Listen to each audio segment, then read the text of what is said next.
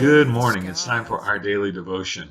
We're winding up 2017, and yesterday we talked a little bit about how to tie up loose ends for this year that's passing us by. And today I want to talk a little bit about gearing up for 2018, for the next year.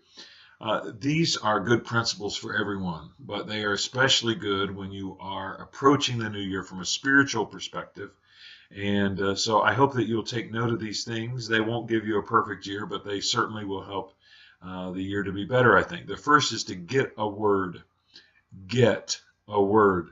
Every year, my wife and I ask God several weeks, we begin asking several weeks in advance of the new year, for God to lay a particular word on our heart that will kind of be a theme word for the coming year. This past year, my wife's word was hope.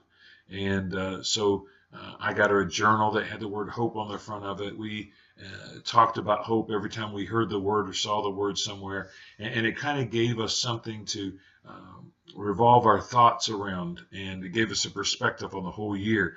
I think both of us already have our word for next year.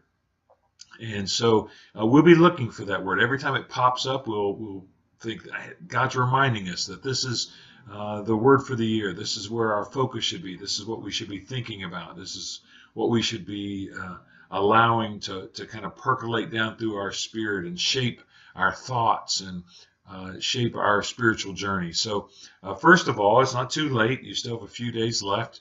And it may not come immediately, but you'll see a word that begins to recur in what you read, or in a devotion, or in a sermon, or from some perspective of your life. And after you hear it 3 or 4 or 5, 6, 7, maybe a dozen times, you'll say, oh man, that's going to be my word for next year. So get a word. Secondly, set a goal. Get a word and set a goal. Now, many times the goal that you set will revolve around the word that you get.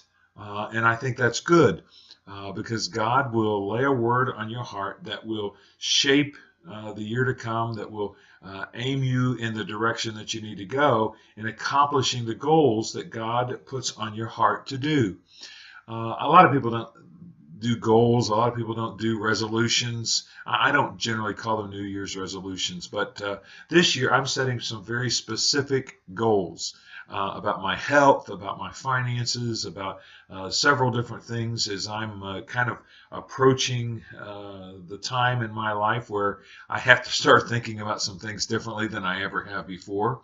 You know, when you're 25, you're 35, you think you're going to live forever, and you know you have your whole life to accumulate something for retirement. Well, when you're 62, like I am, you don't have your whole life in front of you anymore, and so you have to start thinking differently. And part of that is setting some goals, some realistic goals, not pie in the sky goals that you know there's no way in the world you're ever going to reach, but set some attainable, doable goals that you can track and keep your thumb on, and realize at the end of the year whether or not you've accomplished those goals or not. Now, as I said, when you get to the end of the year, you may have to admit you didn't reach all those goals, but I'll guarantee you one thing: if you set some goals and those goals revolve around the word that God gives you, you will accomplish more this year than if you don't set any goals.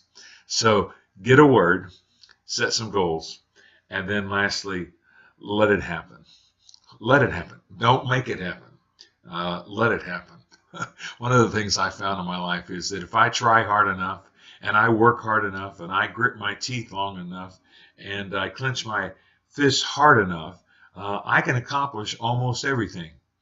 But that's not necessarily the best way to let it happen.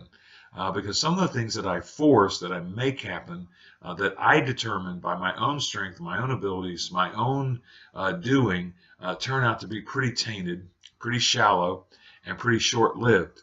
So my recommendation to you is get a word from God, set some goals that God ordains, and then participate in the process and let it happen, but don't try to make it happen. If you make it happen and you're doing it in your own power and your own strength, you're missing the miracle of what God wants to do in your life by doing it with you and in cooperation with you, and in some cases, what He wants to do for you and to you and through you.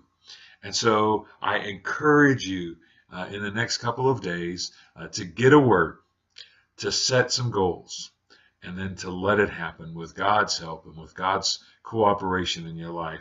Let it happen. Get a word, set some goals, let it happen. I hope you have a wonderful last few days of 2017 as we look forward to great things together in 2018. May God's richest blessings be upon you. I am praying for you.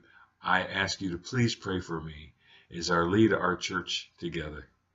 Make it a great day, and I'll see you next year.